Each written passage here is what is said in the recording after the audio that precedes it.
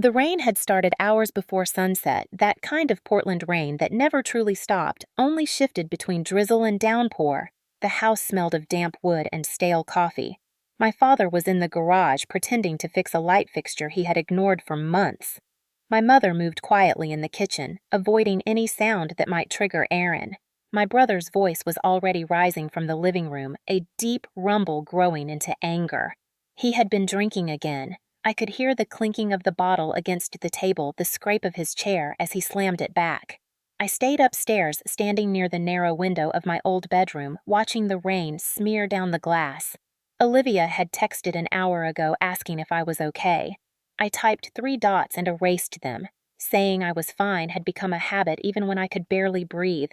The argument below grew sharper. Mom's voice pleading Aaron shouting about money. It was always about money. I stepped out of my room, the wooden floor creaking under my bare feet. The smell of wet pine hit me as I opened the back door to the small balcony. I needed air. I needed distance. I dialed Olivia anyway. When she answered, her voice was steady concerned. "Clara, are you safe?" I told her I was, though my hands were shaking. The night pressed close around me, the sound of rain swallowing everything. Olivia asked if I had told anyone at school about Aaron's threats. I said no.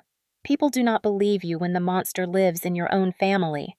She was still talking when I heard the footsteps behind me. Heavy, uneven, angry. Aaron's reflection appeared in the glass door before I turned. His eyes were bloodshot, his hair wet from where he had walked through the storm earlier. He smelled of whiskey and rain. "Who are you talking to?"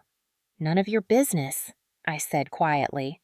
He took a step closer, voice slurring. "You think you are better than me now, teaching your little art classes acting like you made it out. I told him, Aaron, you need help." He laughed a dry sound that scraped the air. "You sound just like Mom when she tells me to calm down. You cannot fix me, Clara." "You never could." I felt my chest tighten. I told him, "You cannot keep blaming everyone for your failures." That sentence broke something inside him. His smile vanished. In an instant, his hand shot forward, grabbing my wrist so hard, my phone slipped from my fingers and hit the floorboards with a crack. The call went dead. I tried to pull away, but his grip tightened. Rain blew sideways through the balcony door. "Let go, Aaron," I said. He stared at me, jaw clenched. You ruined everything he said, every word trembling with rage. The muscles in his arm flexed, and before I could think, he shoved me backward. It was not a stumble. It was not an accident. It was force, deliberate and final. The world tilted. My heel hit the edge of the balcony rail. For a heartbeat, I saw his face through the rain, shocked at his own action, but he did not reach for me. Gravity did what it always does. I fell. The rush of air tore the sound from my throat. I remember the rain hitting my skin, the smell of wet earth rising to meet me. My mind split into flashes, the glow of the streetlight beyond the driveway, the sharp glint of broken glass from the porch light he had shattered last week, my mother's scream somewhere far away. My back struck something solid, then my head, then nothing. Pain bloomed white, erasing everything. The taste of iron filled my mouth. For a moment, I thought I was floating. Then there was cold ground beneath me and the world narrowed into a tunnel of sound. I heard my mother's footsteps pounding on the stairs, her voice breaking. "Aaron, what did you do?" His reply came distant, frantic. "I did not mean to." She slipped. The rain kept falling, indifferent. The sky had no mercy. I tried to open my mouth to tell them I was still there, that I could hear them, but my jaw would not move. The cold spread through my limbs, heavy and final. The last thing I saw was my mother's face hovering above mine, her lips trembling, her eyes wide with horror and denial. Behind her, Aaron stood frozen at the balcony door, a dark silhouette against the dim house lights. I heard her scream my name once more, and then the world folded into silence. In that silence, time lost its meaning. I was aware of the rain of the sirens that came minutes later, of hands lifting me, voices shouting medical terms I could not comprehend. My body was weightless. My mind drifted between memory and darkness. I thought of Olivia still holding a dead line on the other end of the call. I wondered if she had heard the fall. The rest faded, replaced by a single truth echoing through the void I was falling long before that night. The push was just the final drop. The sirens dimmed. The voices dissolved. The world disappeared. The last thing I heard was my mother screaming and the world going silent. When I woke up, I was not the same. Neither was my family. Silence has a weight I never understood until it wrapped itself around me. It was not darkness exactly, more like being buried in thick fog where sound travels but meaning does not. I could hear everything, but I could not move, could not speak, could not open my eyes. The world came to me as fragments of conversation, like faint radio static drifting through water. A man's voice, first calm and professional, saying my name slowly. "Miss Monroe, if you can hear me, squeeze my hand." I wanted to. God, I wanted to, but my body refused. Then, my mother's voice trembling desperate. She slipped "officer." She lost her balance. My father's voice followed quieter. It was raining. "The balcony gets slippery." The officer did not respond immediately. He exhaled, and I heard the scratch of pen on paper. The question he asked next sliced through me. "Ma'am, were they arguing before the fall?" My mother's pause was long enough to fill the room. I felt her denial before I heard it. "No," she said. "Aaron was inside. He tried to help. He loves his sister." The officer thanked her. Footsteps moved away. Machines beeped beside me, steady and mechanical, counting a heartbeat I could not feel. I floated inside my own body, trapped behind my skin. Later, another conversation drifted in. It was the doctor this time. "There are signs of older fractures on her ribs and collarbone." My mother's reply came instantly. "She is clumsy, always has been." The doctor hesitated. "We will run additional scans." Someone pulled the curtain closed. The sound reminded me of tearing paper. I tried to scream, but the noise stayed trapped in my throat. In that darkness, I realized silence was their favorite language. My family had always spoken fluently in denial. I drifted through time without knowing how long it passed. Days, maybe, or weeks. I measured them in voices. Nurses changing shifts, machines being adjusted, a soft humming near my left ear. Maybe someone cleaning. Once I heard my father whispering, "You have to keep the story straight. If the police think it was intentional, he could go to prison." My mother's breath hitched. He would never survive that. "What about her?" my father asked, his voice low, weary. "She will live," my mother said, "and we will all move on." Her words landed like cold water. I wanted to laugh, but could not. They were already planning a life without guilt, while I was still fighting to exist. Somewhere in the distance, a door opened and closed. A new voice entered the fog. "Olivia." I would have recognized her anywhere. She sounded breathless, angry. "I am her emergency contact. You should have called me sooner." The nurse replied gently, "She is in a coma, miss. There is no change yet." Olivia ignored that. She leaned close. "Clara, it is me. You are safe. I found the call log." "The police have it. Do you hear me? They know you did not fall."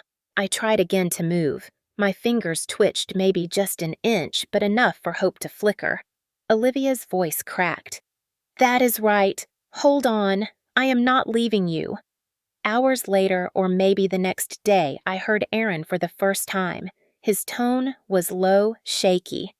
"I did not mean to." She slipped. "I swear." Mom's voice whispered back. "I know, honey. I know. We will fix this. We always fix things. Fix." That word echoed like a curse. My entire life they had been fixing his messes, rewriting every scene so he remained the golden son. The rhythm of the machines quickened. Someone adjusted a tube. I drifted again this time, deeper, pulled down by exhaustion. The fog turned heavy. I dreamed of the balcony of rain, frozen mid-air. I saw my body falling in slow motion, the ground coming closer, the reflection of Aaron's face above me unreadable. I wanted to wake, to rise, to scream that I heard everything. When I surfaced again, the nurse was humming softly near my bed. She smelled faintly of citrus and hand sanitizer. Her name tag brushed my arm. "Rachel." She spoke as if to herself. The doctor says she can hear. I believe him. Keep talking, Clara. Let them hear you breathing. I wanted to thank her. My gratitude lived behind my eyes. Time folded again. Voices changed. The detective returned. His tone sharper this time. Mr. and Mrs. Monroe, we have a few inconsistencies to address. He listed them carefully. The timing of the call, the phone found broken near the balcony, the bruises on my arm that matched fingerprints. My father muttered something about panic and confusion. My mother stayed silent. When the detective left, the room was so quiet it hurt. Finally, my mother said softly, "We cannot let this destroy us." My father replied, "It already did." The weight of those words pressed against my chest. Somewhere inside that silence, something in me began to wake. I could feel the edges of my body again, faint electric sparks traveling through my hands. I tried to move my thumb, but the effort dragged me back into darkness. Before the fog took me completely, I heard Olivia once more. "The recordings you made, they found them. I gave them to the detective. It is going to be okay." Her voice trembled with tears. In the hollow between her words, I heard the truth forming around me, undeniable and sharp. My family had built their comfort on my silence, and now that silence was ending. The first time I realized Aaron was untouchable. I was 9 years old and he was 13, tall and golden, with a basketball always spinning on his finger. Everyone in our neighborhood adored him. Coaches called him a prodigy, teachers said he was born for greatness, and my parents treated him like proof that the Monroe name meant something. Our living room walls were covered in his trophies, team photos, and newspaper clippings. My drawings, if they ever made it to the refrigerator, were replaced within a day by his next medal. He called me Mouse. He said it affectionately, I think, but it always sounded like a warning. When he missed a shot or lost a game, Mouse became the nearest target. Sometimes he just mocked me. Other times his hand found my shoulder or my hair, a rough shove, a playful smack that lingered too long to be playful. If I flinched, Mom would laugh. "Oh, Aaron is just teasing. He loves his little sister." But love should not leave bruises. At school, teachers said I was calm and observant, a model student. They did not know that silence was how I survived at home. When Aaron's temper started to show, Mom blamed stress from basketball. When he broke a neighbor's window with a rock, Dad paid for it quietly. When he shouted at me for taking the last orange juice, they told me to apologize for provoking him. I learned that peace in our family was always purchased with my compliance. By the time I was 12, I had stopped trying to win attention.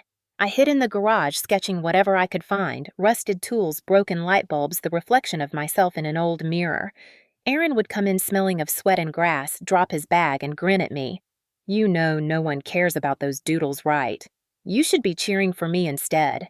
I nodded and erased the outline of my drawing. The night he made varsity as a freshman, my parents threw a party. He wore his team jacket like armor, the school logo stitched in gold.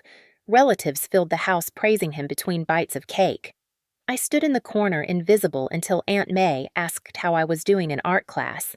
I told her I had won a regional contest, and she clapped, genuinely proud. The room went quiet. Aaron looked at me, his smile thinning. "That contest doesn't mean anything," he said. "It's not even real competition." He left the room, and minutes later, my prize sketchbook was gone. I found it later behind the house, soaked in water, pages torn. Mom said boys get jealous sometimes. He didn't mean it. I believed her because believing otherwise would have broken something inside me. Years later, when I was 16, my art teacher entered my portrait into a statewide competition without telling me. When I won, the school principal called my parents. They congratulated Aaron instead, assuming the call was about him. At the ceremony, I stood on stage, clutching the certificate, waiting for them to show up. They never did. When I got home, the only light on was from the TV. Aaron was watching a game. I held the ribbon in my hand, hoping he would at least acknowledge it. He looked at me, eyes tired. "You just had to make it about you again, didn't you?" Before I could answer, he took the ribbon and tossed it into the fireplace. The fabric curled and shrank, the smell of burning nylon filling the room. Dad glanced over the top of his newspaper but said nothing. Mom's voice came from the kitchen. "Let it go, Clara. You know how much pressure he's under." Pressure. That word became their justification for everything. It excused every broken item, every insult, every bruise. Pressure made him important, and my pain made me invisible. By the time Aaron was 18, he had scholarship offers lined up. Scouts came to watch him play cameras flashing future guaranteed. He strutted through the house like a celebrity. I was proud once. I remember cheering at his games even when my voice shook. But he missed a decisive shot during the state finals, and something inside him snapped. He started training harder, longer, angrier. He punched a wall after practice and blamed me for distracting him because I had smiled at one of his teammates. I still have the scar on my wrist where the picture frame shattered that night. He left for college on a full scholarship, and the house grew quiet. For a while, I could breathe. I filled the silence with music, with paint, with small victories that no one noticed. 2 years later, the call came. He had torn his ACL during practice. Career over. He returned home bitter and restless, moving through rooms like a ghost who blamed the living for his death. Mom turned his old bedroom into a shrine, keeping his trophies polished and his posters laminated. She said it comforted him. It haunted me. He would sit in that room staring at his old jersey, muttering about unfair coaches and stupid doctors. When I got accepted into an art institute in Seattle, I almost didn't tell them. But Olivia insisted. "You deserve your own future," she said. I told my parents over dinner. Dad barely looked up from his plate. Mom forced a smile. "That's wonderful, honey." Aaron was silent until I said I would leave in the fall. His fork hit the table. "So you're abandoning them?" "You're abandoning me," I said quietly. "You're an adult, Aaron. You can take care of yourself." He stood the chair scraping hard against the tile and walked out. Later that night, he tore one of my canvases in half. The next morning, he acted like nothing happened. Mom made pancakes. Dad read the news. I cleaned up the paint-stained floor and told myself someday things would change. They didn't. Instead, the balance shifted further in his favor. He became the center again, the broken son who needed saving. I was the daughter who should understand. I stopped arguing. I stopped sharing. I drew the world as I wished it were bright, kind, silent. Looking back, I think my parents believed love meant protection even when it protected the wrong person. They told themselves they were keeping peace. But peace built on silence is only fear wearing a polite face. I learned that lesson long before the night he pushed me. I just never realized how far he was willing to go to make sure he remained the perfect son. I used to tell myself that growing up meant freedom, but adulthood only made the walls higher. When Aaron's dream collapsed and mine quietly began, the house turned colder. He spent his days drifting between the couch and the gym, blaming his injury, blaming the coaches, blaming fate. Mom called him brave for trying. Dad said nothing, only adjusted his glasses as if that could hide his disappointment. I found a job teaching art at Jefferson Middle School.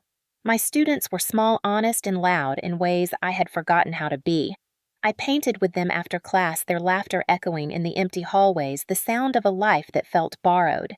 Every evening, I returned to the house on Evergreen Street and stepped into the same tension, the air heavy with Aaron's resentment.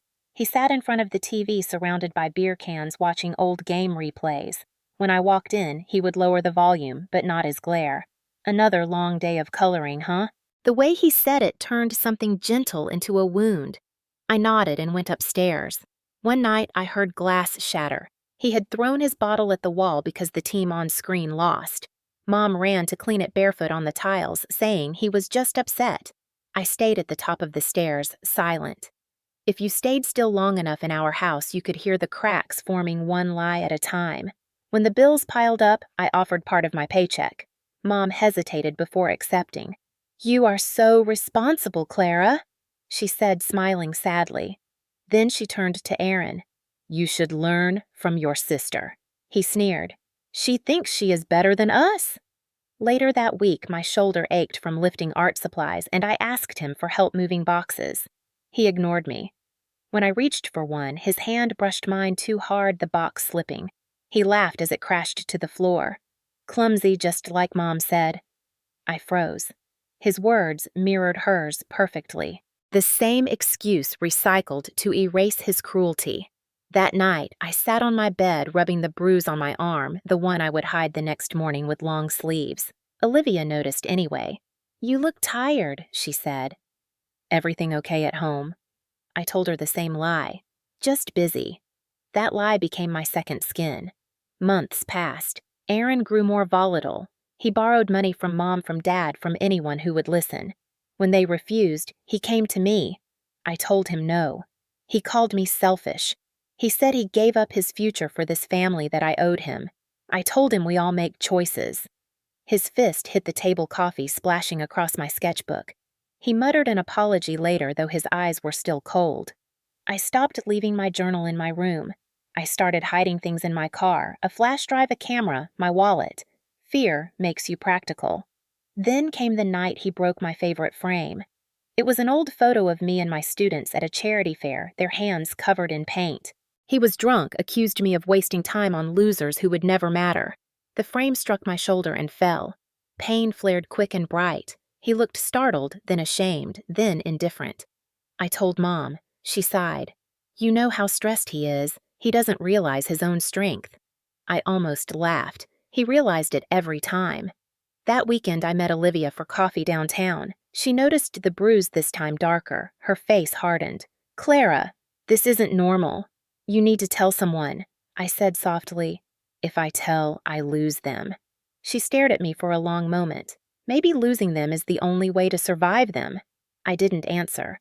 On the drive home, rain tapped against the windshield in slow rhythm, like counting seconds before something breaks. The house was dark when I arrived. I thought everyone was asleep, but Aaron sat in the kitchen drinking in silence. He asked where I had been. I said, "Out." He said, "With who?" I said, "A friend." His voice sharpened. "Olivia again. Always Olivia. Thinks she can save you." I told him no one needed saving. He stood too fast, chair scraping back. "You think you are better than me," he said again, the same line he had used since childhood, now stripped of its charm. I walked past him. The next thing I knew, his hand closed around my wrist hard enough that I felt the bones grind. I tried to pull free. He let go, suddenly laughing. "See, you always make it dramatic." I went upstairs without a word, locked the door, and pressed my back against it, shaking. The mirror across the room showed a woman I barely recognized, tired eyes, clenched jaw, fear disguised as endurance. I opened my phone, scrolled through photos of bruises I had deleted before, and this time I kept them. I even recorded my voice whispering the date and what had happened. I saved the files on a flash drive and hid it under the lining of my shoe. It felt ridiculous, like a spy in my own life. But somewhere deep down, I knew I was building an exit map. People think abuse always looks dramatic, that it screams. Sometimes it whispers quiet enough to sound like love. The morning after Aaron acted normal, making breakfast, humming an old song. He slid a plate toward me. "Truce," he said. I nodded, but something inside me had shifted. The fear was still there, but it was joined by something sharper.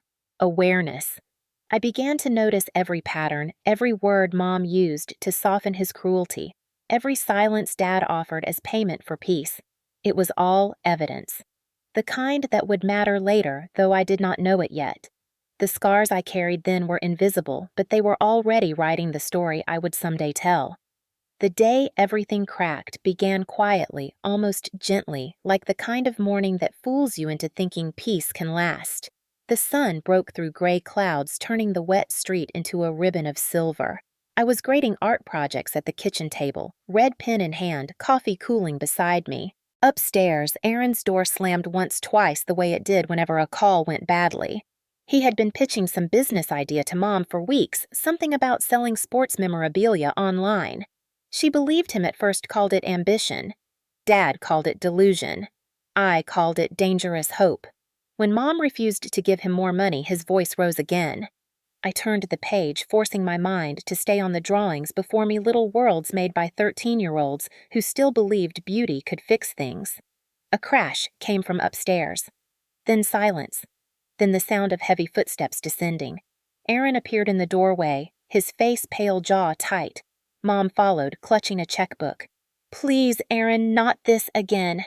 He ignored her and looked straight at me. "You got paid this week, right?" His tone was casual, but his eyes weren't. I said yes slowly, already feeling my pulse quicken. "I need a loan," he said. I shook my head. For what? He hesitated. Bills. Debt. It doesn't matter. I laughed softly, the wrong move.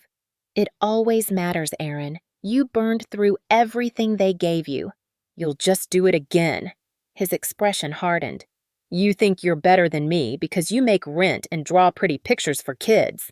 His voice grew louder. You wouldn't even have that job if Dad hadn't helped you get through college.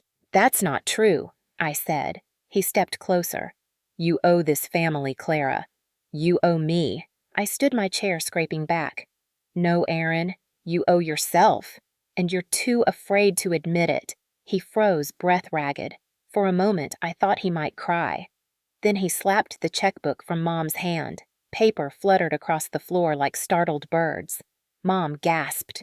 Stop this, both of you! Aaron turned toward her, eyes wild. You always take her side. Always, she said softly.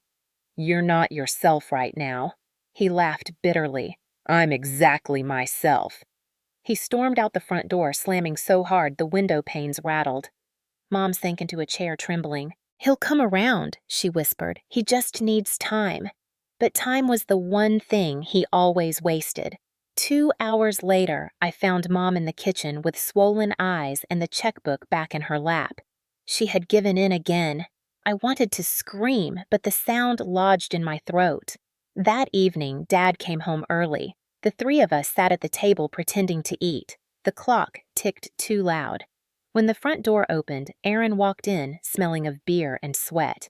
He dropped onto the couch without a word. The television flickered to life. Dad said quietly, We need to talk. Not now, Aaron muttered. Dad's voice rose slightly. Now. Aaron looked up, smirking. Or what? You'll hit me. The silence after that was thick and ugly. Dad looked down, just like always. I couldn't stand it anymore. I stood, my voice shaking. You can't keep protecting him. He's a grown man who uses everyone around him. Dad's hand twitched, but he said nothing. Mom whispered, Clara, please. I turned to Aaron. You act like you're the victim of every bad thing that's ever happened, but you're the one who causes them. You blame, you drink, you destroy, and then you expect forgiveness, like it's your birthright. He rose slowly, the smile gone. Stop talking. No, I'm done. For once, you're going to listen. You think your life ended with basketball, but it ended the day you decided to hate everyone who still tried to love you. His jaw clenched. You don't know anything about me. I know enough. His hand slammed down on the table, the sound sharp as a gunshot. Glasses toppled. Mom flinched. Dad muttered something about leaving, but I didn't stop. I said it, the sentence I had held for years. You can't keep blaming everyone for your failures, Aaron. The silence afterward felt like the air had been pulled from the room.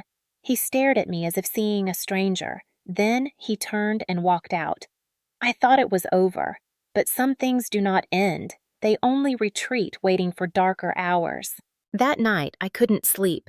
Rain started again, tapping against the window. I went downstairs for water and saw Mom sitting alone holding the phone. She looked up, eyes red.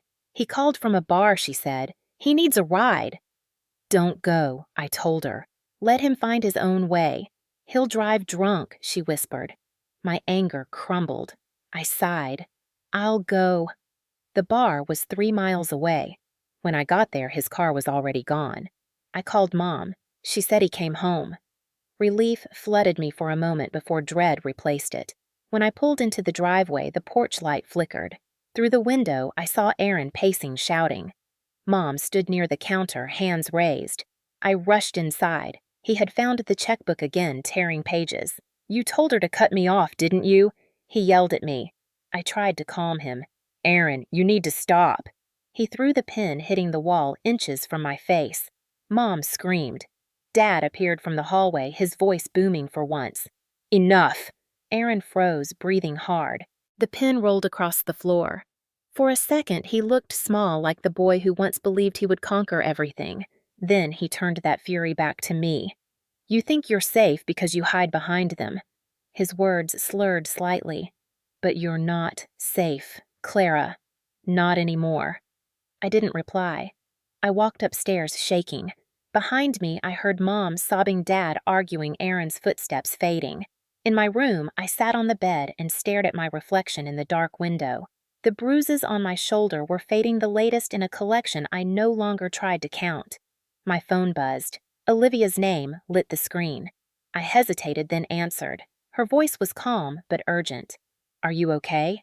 Something in me broke then, the quiet kind of breaking that comes after too much silence. I told her everything.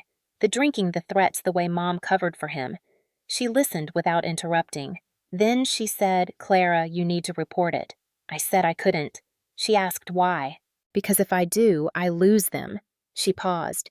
"Maybe losing them is the only way to survive them." I didn't answer. I hung up, staring at the rain streaking down the window. At midnight, the house went still. I thought maybe, just maybe, the worst had passed. Then Mom's voice echoed from downstairs, sharp with panic. "Clara, come quick! It's your father!" I ran down, heart pounding. Dad was clutching his chest, breath short, stress catching up with years of silence. We called an ambulance. Aaron stood in the corner, pale, whispering it wasn't his fault. He said it so many times I almost believed him. When they took Dad away, the house fell into eerie quiet. Mom sat on the couch, shaking, whispering that we had to hold together now. Aaron nodded, eyes wet. I wanted to believe him too. But the next morning, I found Mom's jewelry box empty and her bank card missing. He was gone. I stared at the open drawer, at the absence he always left behind. Something in me shifted then. Fear drained away, replaced by exhaustion and clarity. I picked up my phone and called Olivia again. "I'm done," I said. She asked what I meant. "I'm going to the police." The next words she spoke were simple. "About time." I hung up and walked to the door. Outside, the rain had stopped. The air smelled of clean earth, the kind that follows a storm. I didn't know that within 24 hours another storm would come, one that would finally tear everything open. The night it happened began like a dozen others with silence that felt wrong. The air was heavy, sticky from the day's heat, the kind that made tempers sweat through skin. Dad was still in the hospital recovering, and the house felt hollow without his quiet presence to absorb the noise. Mom and I had barely spoken since Aaron disappeared 2 days earlier. Every creak of the floor made her flinch, as if the walls themselves were waiting for him to return. I stayed upstairs correcting student portfolios, trying to convince myself that the worst had already passed. Then headlights cut across the window. A car door slammed. Tires crunched on wet gravel. The front door opened. Mom's voice broke the stillness. "Aaron, is that you?" The sound of her relief made my stomach twist. I heard his voice, low and tired. "Yeah, it's me." For a few minutes, everything was quiet. Then came the muffled sound of argument words like sharp glass sliding under the door. I caught fragments. Money, betrayal, police. When Mom cried out, I dropped my pencil and ran downstairs. Aaron stood in the kitchen, his hair dripping, rain eyes glazed from alcohol or something worse. Mom clutched a dish towel in her trembling hands. He looked at me and smiled at that same fake calm he always wore before violence. "So the hero returns," he said softly. "You called the cops, didn't you?" I said. "They called me Aaron. You stole from Mom." He laughed. "I borrowed it." There's a difference. The anger in me was steady now, not loud, but precise. "You crossed every line left to cross." He slammed his hand on the counter. "Don't talk to me like that. You think you're safe because people pity you. I'm the one they should pity. Look at me. Look what you made me." I whispered. "You did that yourself." He lunged forward, not to hit me, not yet, but close enough that I smelled the whiskey on his breath. Mom grabbed his arm. "Aaron, stop." He shoved her back. She hit the cabinet and slid down, groaning. My heart raced. Aaron turned toward me again, chest heaving. "You always take everything, Clara. You took their attention, their love, their money. Now you want to take their forgiveness, too." I said quietly, "I don't want anything. I just want peace." He sneered. "Peace is what you get when I'm gone, right? Maybe you'll finally be the good child again." His voice cracked. "Guess what? That's not happening." He stepped closer. I backed away, my heel brushing the bottom stair. Mom called his name, voice weak. He didn't look at her. His eyes locked on me, full of something wild and broken. I tried to move around him, but he blocked the path. My hand found my phone. I dialed 911, my thumb shaking. Before the operator answered, he snatched it away. "You really think you can put me in jail?" I reached for it. "Aaron, please." He shoved me hard against the wall. The back of my head hit plaster stars exploding in my vision. He screamed, "You ruined me!" Mom crawled toward us, her hand reaching for his leg. "Aaron, stop! Please, stop!" He looked down at her, voice shaking. "She thinks I'm a monster, Mom. Tell her I'm not." Mom sobbed. "Aaron, please, you're scaring me." His eyes flickered confusion crossing his face, and then rage swallowed it whole. He grabbed my arm again, dragging me toward the back door that led to the small balcony above the yard. Rain was starting again, fine and cold. The night smelled of wet grass and iron. He pushed the door open, the wind rushing in, snapping the curtains. I tried to pull away. Aaron let go. He shouted over the storm, "You always get away." Not this time. The floorboards under us creaked slick from moisture. I could see the streetlight glowing through the rain like a distant star. My heart pounded so loud I could barely hear his voice. "You always wanted to be above me, Clara. Well, look down now." His hand hit my shoulder. Pain shot through my spine. Mom screamed somewhere behind us. "Aaron, no." I stumbled backward, catching the railing. For a second, we both froze, breathing hard. I saw something flicker in his eyes. Fear maybe, or regret, but it came too late. He pushed again, hard. The world tilted. My feet slipped. The railing gave way with a sharp crack. I fell. The wind tore the sound from my throat. The yard rushed up to meet me, a blur of green and gray. The last thing I saw was Aaron's face leaning over the broken railing, mouth open, eyes wide in disbelief. Then pain split my body in two. The ground hit like an explosion light flashing behind my eyes. The rain hit my skin in cold needles. I couldn't breathe. My body refused to move. Somewhere above me, Mom was screaming, "Oh God, she's bleeding, she's bleeding!" Aaron's voice came shaking. "I didn't mean to." She slipped. "She made me so angry. She always makes me angry." "Somebody call 911. The words tangled together, a chorus of lies and panic. The rain pooled around me, turning the dirt beneath my head dark and heavy. I could feel it seeping through my hair, mixing with the warmth leaking from my scalp. My vision narrowed until only the porch light remained flickering against the storm. For a moment, I thought of my students of Olivia of the art projects waiting on my desk. I thought of silence and how it always protected him. Then I thought of how quiet death must be. The darkness opened its arms. The last sound I heard was my mother's voice breaking as she shouted my name, and then everything disappeared. There is a kind of silence that hums a vibration just below hearing that feels alive. That was the silence I woke into. Not awake in the ordinary sense, but aware. The darkness had weight and texture. I could not move or open my eyes yet. Sound came to me sharp and clear. Rain against glass. The faint beep of a machine. Voices like ghosts at the edge of my hearing. Someone said my name softly. Clara Monroe. 29 severe head trauma, multiple lacerations. Possible skull fracture. Another voice, female, quieter. "Will she wake up?" "It could take days," the doctor replied. "Or never." I wanted to shout that I was here, that I could hear them, but my body refused to obey. Every attempt to move felt like pushing against stone. Time stretched, then folded. I don't know how long passed before I heard my mother's voice trembling. She fell. She was trying to close the balcony door. It was raining. I swear it was an accident. The officer's tone was neutral. "Ma'am, your son said the same thing." Her breath hitched. He didn't mean it. He was angry, but he didn't mean it. "He loves her." The officer hesitated. "Did you witness the fall?" "I was in the kitchen. I heard a crash and I ran outside. The words cracked halfway through. The officer sighed quietly. We'll need a full statement later. I heard his footsteps retreat, the door closing behind him. Then, only my mother's quiet sobbing filled the room. I tried again to move to speak to make her hear me, but the sound that left my throat was nothing more than air.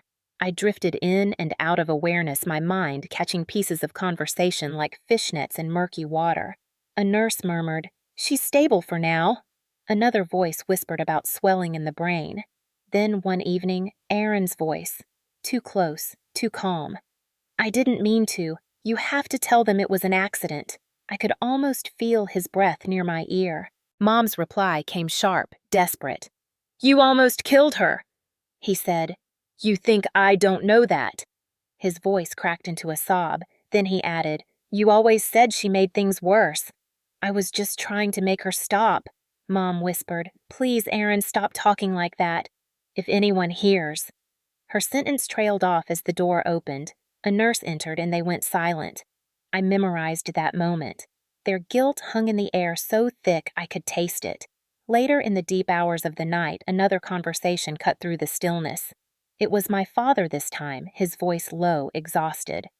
"The detective says they found bruises and patterns," he said. "Not from the fall." Mom's voice shook. "They'll blame Aaron. They already do." "Maybe they should."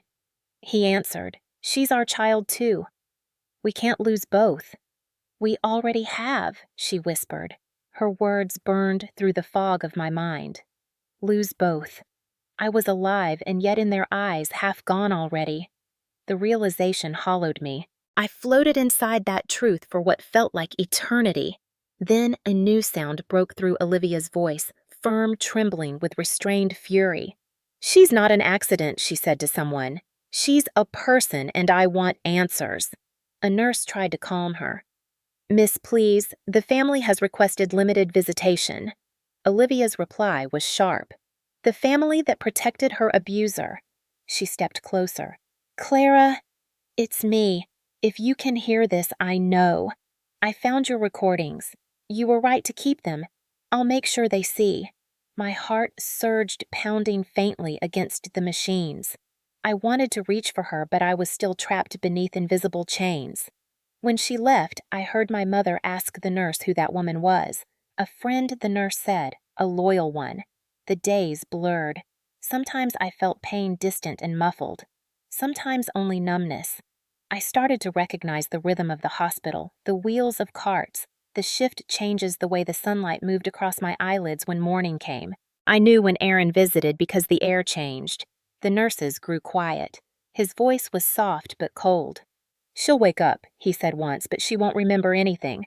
Mom answered, "Pray that she doesn't." Another time he whispered, "I'll tell them it was her fault. She was hysterical. She grabbed me first." "You'll back me up, right?" Mom said nothing. Silence can be an answer, too. The doctor's rounds brought other truths. "There are contusions consistent with older injuries," he told my parents one morning. "You didn't mention any prior incidents." My mother replied quickly, "She falls a lot. She's clumsy. Always has been." He sighed. "Mrs. Monroe, these aren't the kind of injuries people get from falling. They're from impact, controlled impact." I could almost feel the weight of that realization pressing down on them. After he left, my mother whispered, "What have we done?" My father said quietly, "We did what we always do. We protected him." Then came the moment that changed everything. Aaron cracked. I heard the confession in pieces spoken through tears. "You always said she was the problem. You agreed when I said she ruined everything. You never told me to stop. You made me believe it was okay." Mom's voice small and shaking. "We didn't mean for you to hurt her. But you didn't stop me either," he said. "You never did." The silence that followed was thicker than blood. I felt it settle over the room like dust. Even trapped in my body, I could sense their horror. They were realizing what I had always known. They built this monster together. A few days later, a new voice entered the pattern. It was the detective again speaking to the doctor. "The recordings her friend brought in are damning," he said. "We're opening an investigation. Make sure she's protected if she wakes up." Protected? The word felt foreign, heavy with promise. I clung to it as my anchor in the dark. Olivia came again that evening, her voice cracked with emotion. "They're going to charge him, Clara. And your parents, too, for neglect." She took my hand, squeezed gently. "You're safe now. I'm not leaving until you wake up." Somewhere deep inside, I tried again to move.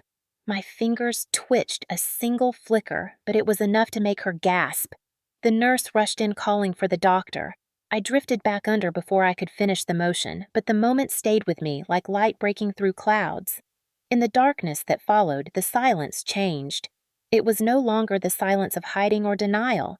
It was the pause before truth begins to speak. Light came back to me like a slow sunrise creeping through the fog that had been my world. At first, it was only brightness behind closed eyes, a warmth that hurt. Then came sound sharper than before, the steady rhythm of machines, a door opening, a woman humming softly. I realized the humming wasn't in my head. It was Rachel, the nurse, who never stopped talking to me even when I couldn't answer. She was telling someone about her son's soccer game when I decided to try. My fingers trembled just barely, but it was movement. A gasp filled the room. "Clara," she whispered, "do that again." I fought through the heaviness, forcing my hand to obey. A flicker. Another. Rachel's voice trembled with excitement. "She's responding." The world sped up after that. Doctors came in, voices, overlapping lights flashing into my eyes. Someone said my name loudly. "Clara, if you can hear me, try to squeeze my hand." I tried. My fingers tightened around something warm. Applause broke out, quiet but real. "Good," the doctor said. "Very good." My throat burned, my chest ached, but somewhere deep inside me, I felt the first spark of life returning. The next time I woke, the world had shape. The ceiling was white, the lights too bright. A monitor beeped beside me. My body felt foreign heavy, stitched together by pain. Then I heard her, my mother. Her voice was soft but not tender. "Clara, honey, can you hear me?" I wanted to look at her to ask why, but my eyelids refused to lift. Her hand brushed my arm. "You're safe," she whispered, though I could hear the fear underneath. Not fear for me, but of me. Somewhere behind her, another voice answered, a man's quiet but familiar. "The doctor. She's improving faster than expected. She'll likely regain full awareness soon." My mother's silence stretched too long. When she finally spoke, her tone cracked. That's wonderful." But it wasn't. I could feel it. The next time I surfaced, Olivia was there. She smelled like rain and coffee, her voice shaking as she spoke. "Hey, you stubborn miracle! You had the whole hospital talking." She laughed, but it broke halfway through. "They're pressing charges, Clara. The recording's the evidence. It's all working. Aaron's in custody." My pulse quickened. She leaned closer. "I know you can hear me. Just hold on. You're almost there." I wanted to open my eyes to thank her, to tell her how her voice had kept me tethered to the world. My lips moved, but no sound came. Then days later, or maybe only hours, I woke for real. The brightness burned at first. The world came into focus piece by piece, the blue hospital curtains, the drip of an IV, the faint reflection of my face in a metal stand. My body felt raw, as if I'd been rebuilt. I turned my head slightly, every muscle protesting. The door was open, and in its frame stood Aaron. He looked smaller somehow, thinner eyes sunken. For a moment, neither of us moved. Then he stepped back, pale, his mouth trembling. Mom appeared behind him, frozen in the doorway. Her voice cracked. "You're awake." I tried to speak. My throat scraped dry air. The word that came out was barely a whisper. "Enough." The room went still.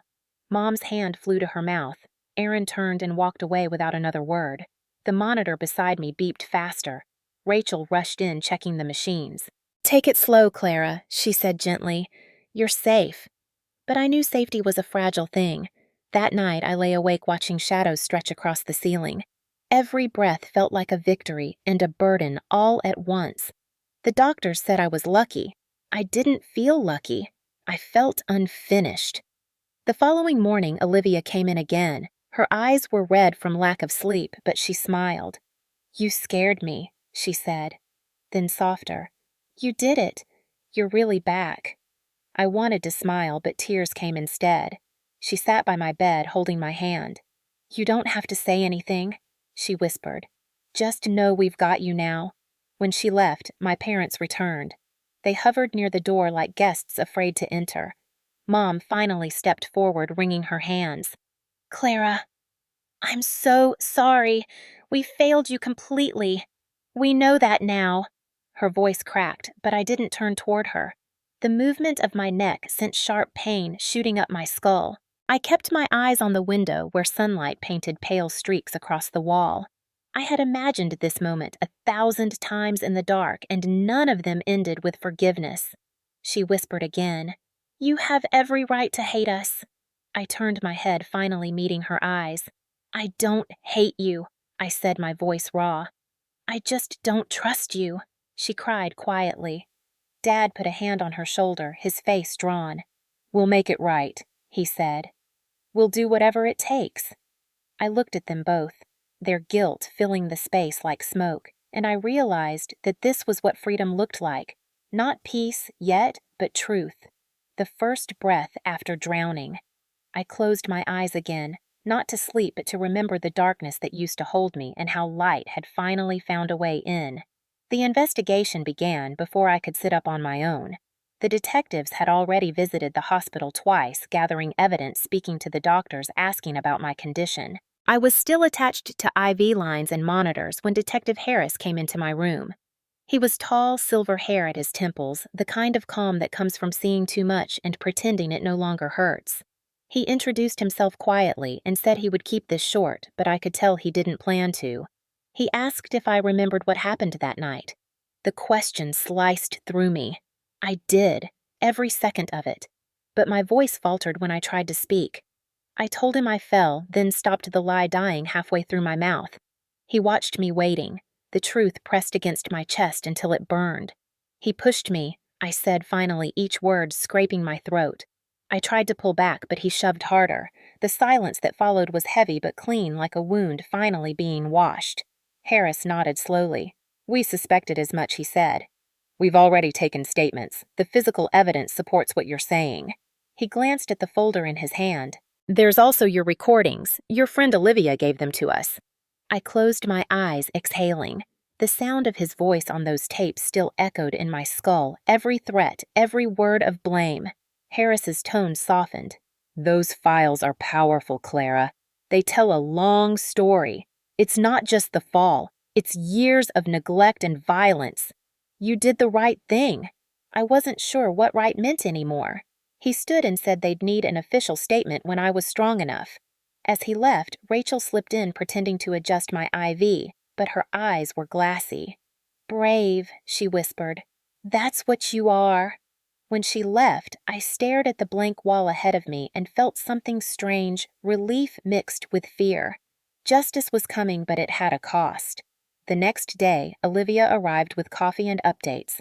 The district attorney was building a case for aggravated assault and attempted murder. My parents were being questioned too, not as direct accomplices, but for failure to protect a dependent adult since I had lived under their roof during the incident. Olivia's voice was steady, but her hands shook as she told me. I thought about my mother's face, her soft lies, her endless excuses. I didn't know whether to pity her or hate her. Olivia said gently, "You don't have to decide yet. Just heal." But healing wasn't simple. Every bruise had memory, and every sound in that hospital reminded me of the night I fell. Sometimes when a door closed too quickly, I flinched. The doctors said it was trauma response. I called it survival memory. A week later, Harris came back with his partner, a younger woman who looked more tired than him. They showed me photographs of the balcony, the railing split in two, the scuff marks on the floor where my feet had slipped. I nodded to each picture until they reached one of Aaron standing in handcuffs outside the house. My stomach turned. He looked calm, almost serene. Harris noticed. He said he's claiming it was an accident that you lunged at him first. He says you were hysterical. I almost laughed. "That's what abusers always say, isn't it?" He shrugged. "It's what guilty people say when they've run out of other words. We're also pursuing charges for prior abuse based on your recordings. Several witnesses have come forward. Neighbors heard fights. Teachers saw injuries. It's a strong case." The words, strong case, should have comforted me, but they didn't. I nodded anyway. When they left, I stared out the window for a long time, watching rain slide down the glass. It looked like the world was crying quietly for both of us.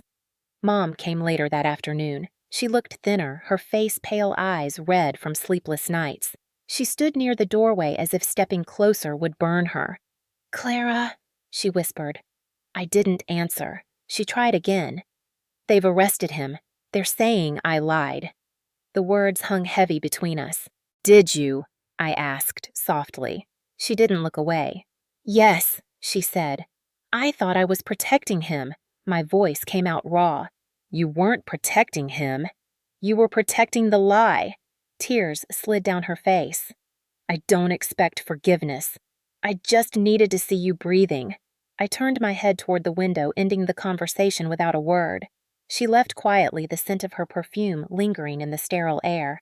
That night, Olivia stayed late reading messages from people online who had followed my story through court reports. Some called me brave, others called me broken. She asked if I wanted to make a public statement. I shook my head. Not yet. Let the evidence speak first. 2 days later, the prosecutor visited. She was sharp, composed, and honest. "We'll win this," she said, "but you'll need to testify if you're able. The defense will try to make you sound emotional unstable. That's their only strategy." I said. "Then they'll have to redefine emotion because I'm done being quiet." She smiled faintly. Good. When she left, I felt stronger, as if every word spoken in that sterile room was stitching me back together. Weeks passed. My body healed faster than expected. The scars faded, but my left shoulder still ached when it rained. I learned to walk again with the help of a physical therapist who treated me like a soldier returning from war. Maybe in a way I was. The day I left the hospital, the sky was pale blue, the air heavy with spring. Reporters stood outside their cameras waiting. I ignored them. Olivia guided me into her car. "You ready?" she asked. I said, "Not yet, but getting there." That night, I stayed at her apartment instead of going home. My parents' house no longer existed to me. Olivia ordered pizza, and for the first time in months, I laughed. It felt strange, like rediscovering an old language. The next morning, Harris called. They had officially filed the charges. Aaron would stand trial for aggravated assault and attempted murder. My parents for obstruction and neglect. I hung up and sat by the window watching people on the street below going to work, buying coffee, living ordinary lives untouched by my storm. I envied them, but I also felt something close to gratitude. The truth was out there now, moving through the world, no longer trapped inside my bruises. Before bed, I wrote in a notebook the first real words I had written since the fall. I wrote, "He tried to erase me, but the world remembered." Then I closed the book, turned off the light, and let the darkness settle without fear. Courtrooms have a strange smell, a mix of paper polish and fear. The first day of the trial felt like stepping into a place that swallowed air and returned it colder. The benches creaked under the weight of strangers and reporters. Olivia sat beside me in the front row, her hand steady on mine. Across the aisle, Aaron sat at the defense table dressed in a suit that didn't fit his new body. Prison had already begun reshaping him. His hair was shorter, his face gaunt, but his eyes, the same gray eyes that once gleamed with charm, looked empty. My mother sat behind him, trembling, her tissues already damp. My father didn't come. The prosecutor, a woman named Dana Wells, was calm and relentless. She opened with facts, time of the incident, angle of the fall, patterns of bruising, the broken railing, the recordings. She didn't need to dramatize. The evidence did that for her. The defense attorney, a man with a voice smooth as oil, argued it was a family dispute that went too far, a tragic accident. He said the push was reflexive, not malicious. He described Aaron as a young man crushed by pressure, misunderstood by the sister who always outshined him. His words sounded like echoes from my childhood. On the second day, they called the doctor who had treated me. He spoke clinically, describing skull fractures, brain swelling, and the likelihood of death if not for immediate intervention. He confirmed what everyone in that room already knew: it wasn't a simple fall. Then came the audio recordings. The moment the first one played, silence fell over the courtroom. Aaron's voice filled the air, slurred with rage, accusing, threatening. "You'll regret this, Clara. You ruin everything." You think you're better than me. Each sentence carved the air like a blade. The jurors looked at him, their expressions hardening. Mom sobbed quietly, head in her hands. I sat still, my hands gripping the edge of the bench until my knuckles ached. The final recording was the hardest to hear. It was the night before the fall. The sound of glass breaking my voice, pleading Aaron, shouting, and then silence. When it ended, the prosecutor let the quiet linger before saying softly, "That is not an accident. It is a pattern." The defense tried to recover by calling my mother to the stand. She looked fragile, clutching her necklace as if it could save her. The lawyer led her, gently asking about Aaron's childhood, his injuries, his struggles. She painted him as a boy who lost his way, a man overwhelmed by guilt. Then he asked about me. My mother hesitated. Clara was always different, she said. Sensitive. She misunderstood him. I stared at her, my heart pounding. The prosecutor stood. "Mrs. Monroe, is it true your daughter had documented bruises going back years?" My mother nodded, tears spilling. "And you never reported them?" "No." "Why not?" She shook her head. "Because I thought if I kept peace, it would stop." The prosecutor's tone softened. And did it stop? My mother's voice broke. "No. It got worse." "Thank you, Mrs. Monroe." When she stepped down, she didn't look at me. On the third day, it was my turn. The bailiff swore me in.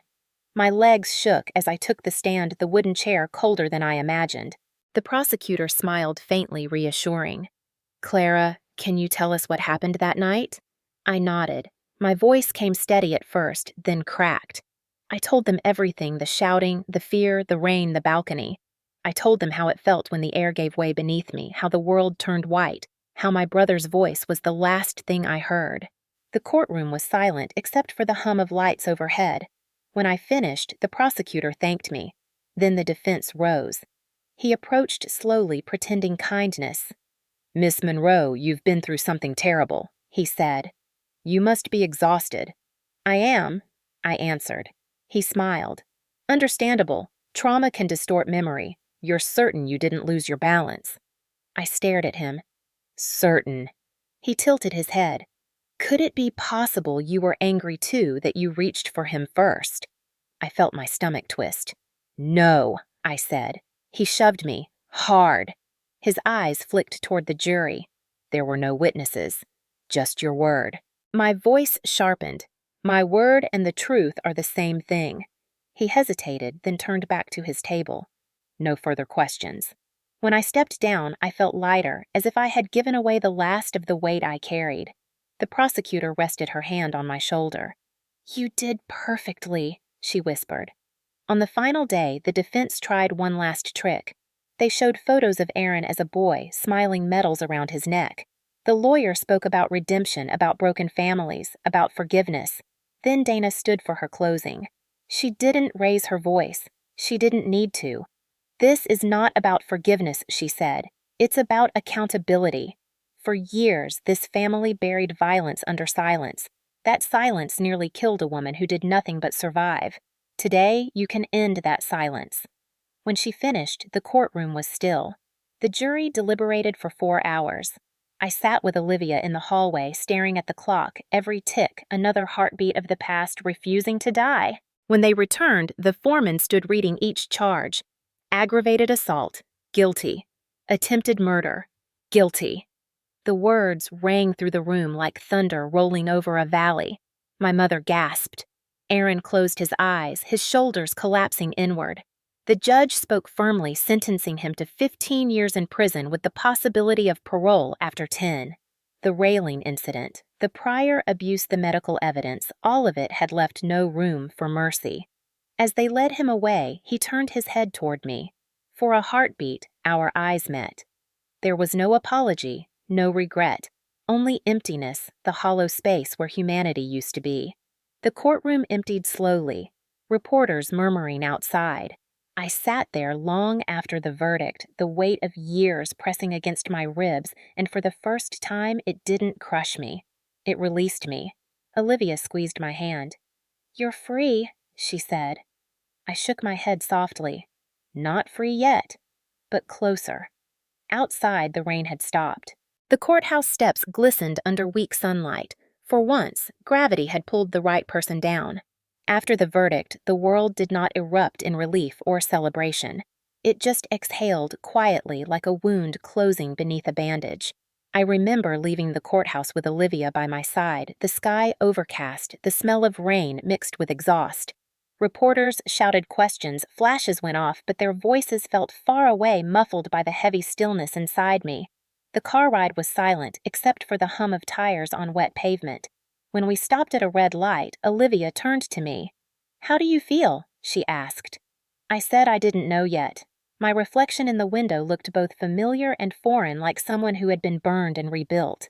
The first few weeks after the trial were a blur of paperwork therapy sessions and long nights where sleep never fully came. I was technically safe, but safety didn't feel like peace. My parents sold the house on Evergreen Street. I didn't go back to help pack. Olivia told me Mom cried while boxing up my childhood room, but I couldn't picture her tears anymore. Guilt had carved its own space inside me. Guilt for surviving. Guilt for not hating enough guilt for still missing the family that broke me. Dad wrote once from a new address in Spokane. His letter was short, almost timid. "We're in therapy," he said. "Your mother is trying. I hope someday we can talk." I folded the paper and put it in a drawer I rarely opened. I wasn't ready for their remorse to touch me yet. Recovery was slow, brutal in its honesty. My physical therapist, a woman named Marlene, treated my balance exercises like rituals of defiance. "You're teaching your body to trust the ground again," she said. My legs shook during every session, but I kept going. Each step forward felt like reclaiming something stolen. The hospital bills were heavy, but a local foundation covered part of them after reading my story in the paper. Strangers sent letters, some thanking me for speaking out, others sharing their own hidden bruises. I started to understand that survival wasn't solitary. It rippled outward. Olivia stayed close. She brought me coffee, drove me to therapy, made me laugh when laughter felt like betrayal. One evening, she showed up with a box of art supplies. "You need to make something again," she said. I hadn't painted since the fall. My right hand trembled, my grip weak, but I opened a fresh canvas anyway. The first strokes were shaky, uneven, but they were mine. Over weeks, the painting grew abstract shapes that looked like storm clouds breaking apart. It wasn't beautiful, but it was alive. That spring, we opened a small community art program at Jefferson Middle School called Art for Survivors. Olivia helped me secure funding, and the district donated classroom space. The first day, 6 women showed up, all different ages, all carrying quiet grief in their eyes. We didn't talk much. We painted, drew, built things from clay. We let our hands speak where our mouths couldn't. Healing doesn't ask for perfection.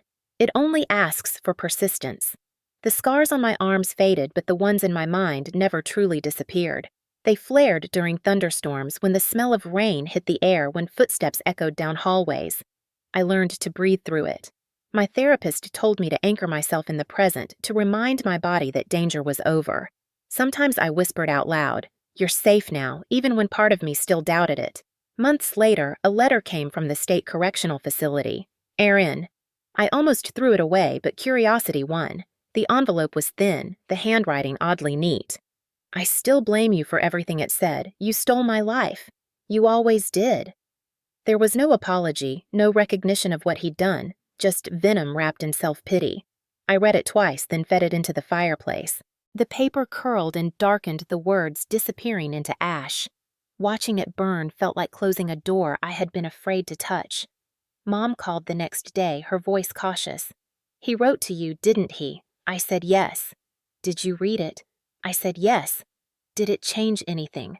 "No," I said. "Nothing changes him." There was a long silence before she whispered, "I'm sorry. We're trying to understand now." I didn't answer. Some silences are deserved. That summer, the school hosted a small exhibition of student artwork. I stood at the back of the gymnasium as my students explained their projects to parents and friends. The air smelled of paint and pride. One boy pointed to his sculpture, a cracked clay heart stitched together with wire. He told the crowd, "It's about fixing what people break." I felt tears gather hot and sudden. After everyone left, I stayed behind and stared at that heart. Fixing what people break. Maybe that's what I'd been doing all along. Late that night, I walked home through quiet streets. The moon hung low pale against drifting clouds. For the first time in years, I didn't feel like I was being followed by ghosts. The city hummed with ordinary life dogs barking sirens in the distance, laughter spilling from an open window. I let the sounds wash over me. They were proof that the world went on. Olivia met me the next morning with coffee and a grin. "We did it," she said. "The program's being expanded next year." "You're making a difference, Clara." I smiled, though it still felt strange to hear. I wasn't used to being the one who changed things. I used to just survive them.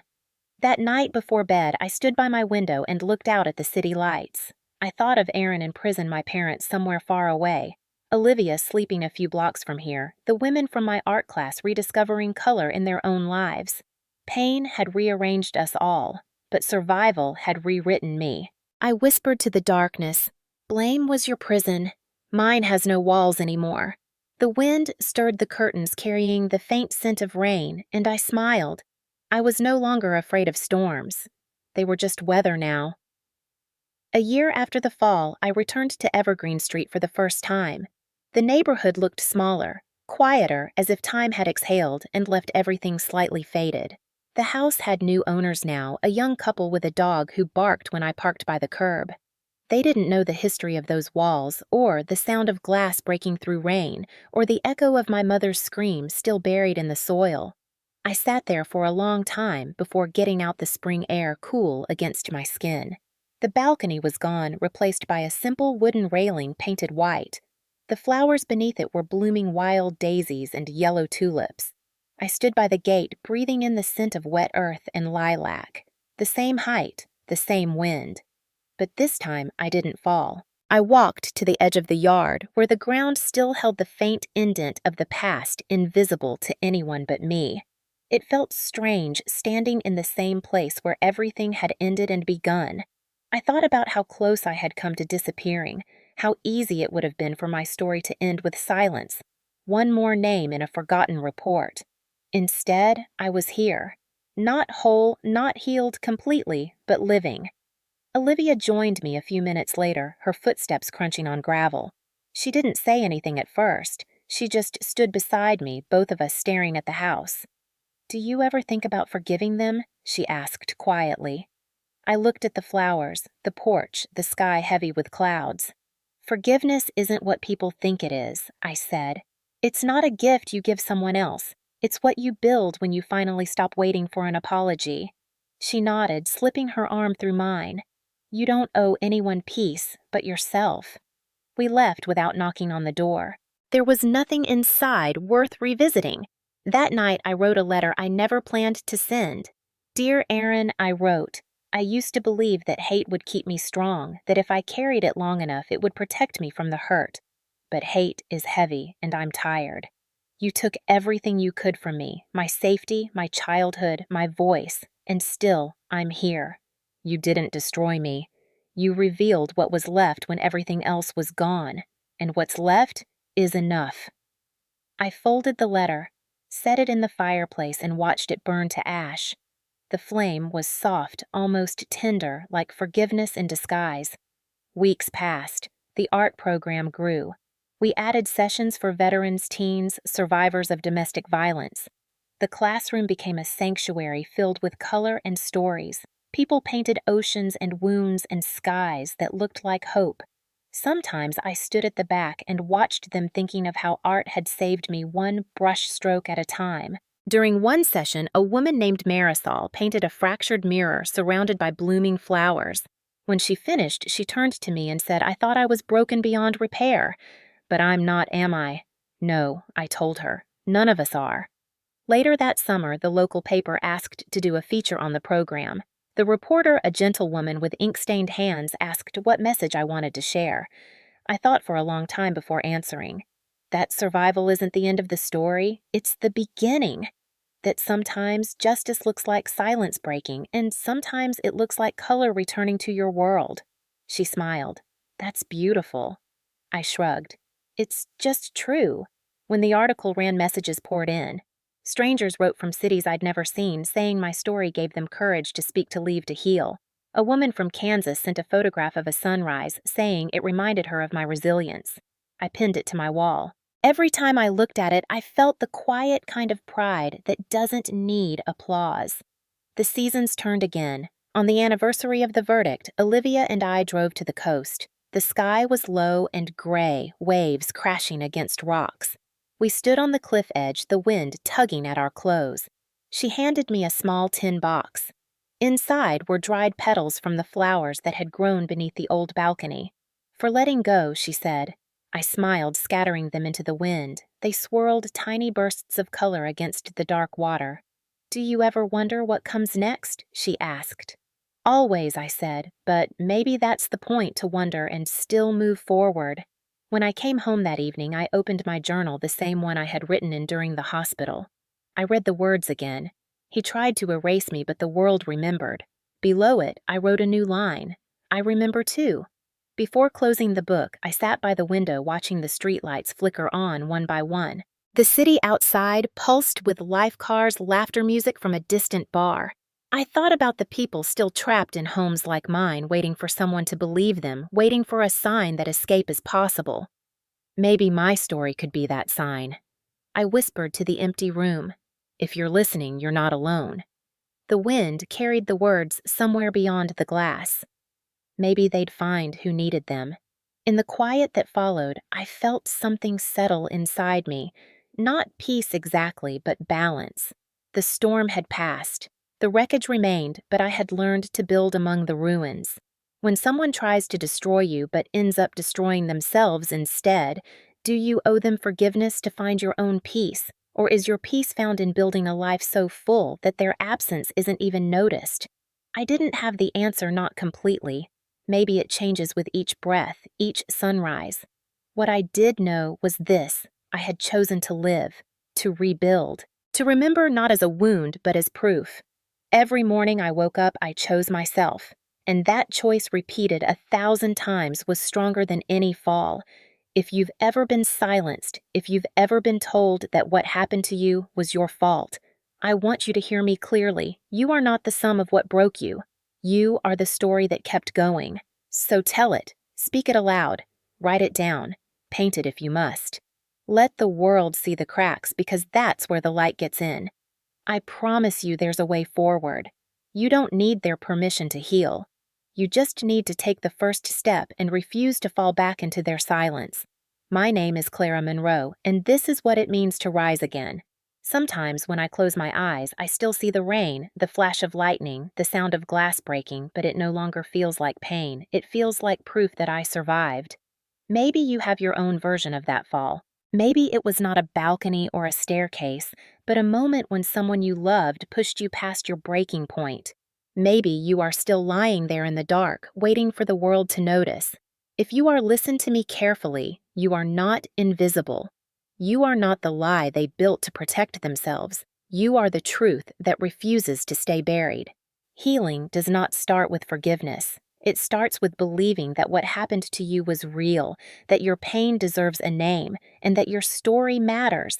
I used to think strength meant keeping quiet, holding the family together, pretending the bruises were clumsiness and the fear was normal. But silence only feeds the monster. Speaking even when your voice shakes, even when no one believes you. Yet, that is how you start to live again. Some of you watching right now might have grown up in homes where anger was routine and apologies never came. Some of you learned to survive by shrinking, by staying small. But I am here to tell you the world is wide enough for your voice. You do not have to stay in that house or that memory or that silence. You can choose yourself even if no one else ever did. You can rebuild from the pieces. I thought justice would feel like revenge, like a clean ending, but it feels quieter than that. Justice feels like breathing freely without guilt. It feels like painting again, laughing again, sleeping through the night without flinching at every sound. And forgiveness, it does not mean opening the door to those who hurt you. It means closing the one that leads back to them. So here is my question for you. If the person who broke you stood in front of you today, would you need them to say sorry, or would you let your life be the answer? Tell me what you think.